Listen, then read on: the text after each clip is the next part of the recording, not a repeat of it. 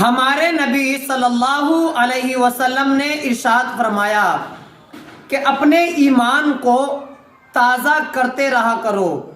صحابہ نے عرض کیا یا رسول اللہ ہم اپنے ایمان کو کیسے تازہ کریں؟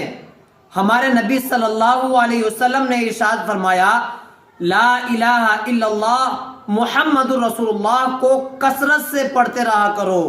کثرت سے مطلب یعنی زیادہ زیادہ اس کو پڑھتے رہا کرو۔